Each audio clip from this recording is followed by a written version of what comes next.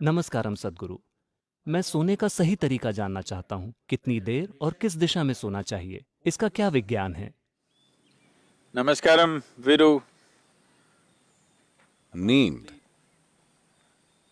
नींद एक आराम की अवस्था है। ज्यादातर इंसान नींद को आराम की सबसे गहरी अवस्था के रूप में जानते हैं, मगर ऐसा जरूरी नहीं है। ऐसी योगिक प्रक्रियाएं हैं जिनमें आराम की कहीं अधिक गहरी अवस्था हासिल की जा सकती है, जिनमें मेटाबॉलिक एक्टिविटी को बहुत निचले स्तर तक ले जाया जाता है। मगर ज्यादातर इंसानों के लिए नींद आराम की सबसे गहरी अवस्था होती है। आराम करते समय कोई एटीट्यूड मत अपनाइए।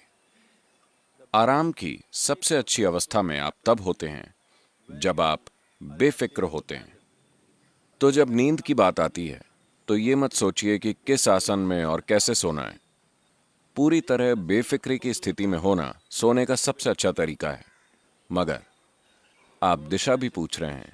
जब दिशा की बात आती है तो उत्तरी ध्रुव की चुंबकीय शक्ति के कारण अगर आप उत्तर की ओर सिर करके सोएंगे उत्तरी गोलार्ध में, there is a tendency for तो आपके दिमाग पर दबाव पड़ता है।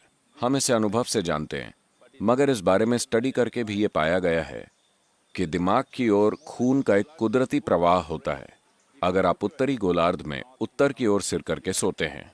जैसा कि आप जानते हैं कि जब आपको एनीमिया होता है तो डॉक्टर आपको आयरन की गोलियां देते हैं। तो अगर आपके खून में उतना आयरन है तो चुंबकीय शक्ति कुदरती रूप से उसे खींचेगी और साथ ही पृथ्वी का घूमना भी उस पर असर डालता है। So it's best specially the older people. तो बेहतर होगा कि खास तौर पर बुजुर्ग अपना सिर उत्तर की ओर करके ना सोएं, क्योंकि उससे दबाव बनता है। बुजुर्गों में ये जरूरत से अधिक दबाव हेमरेज की वजह भी बन सकता है। सबसे बढ़कर इसके कारण अच्छी नींद नहीं आती। तो अच्छा होगा कि आप उत्तरी गोलार्ध में अपना सिर उत्तर की ओर करके न रखें। मगर वैसे नींद के लिए आपको कोई खास एटीट्यूड अपनाने की जरूरत नहीं है। नींद पूरी बेफिक्री में होनी चाहिए। यही आराम की अवस्था में होने का सबसे अच्छा तरीका है। सिर्फ नींद के दौरान ही नहीं, अगर आप कुछ करते हुए भी बेफिक्री की स्थिति में हैं, तो आप पाएंगे कि आपके काम ही आपको आराम पहुंचाएंगे और नींद की जरूरत काफी कम हो जाएगी। इसका कोई प्रिस्क्रिप्शन नहीं है कि आपको कितनी देर सोना चाहिए।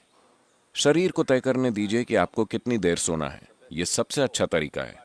लेकिन अगर आप अपने भोजन, अपने मनोभाव और अपनी भावनाओं का सही ध्यान रखते हैं तो आप देखेंगे कि नींद का कोटा काफी कम हो जाएगा। If you bring yogic practices, अगर आप योगाभ्यास करें तो आप नींद का कोटा और भी कम कर सकते हैं ताकि आपके पास जीने के लिए अधिक समय हो।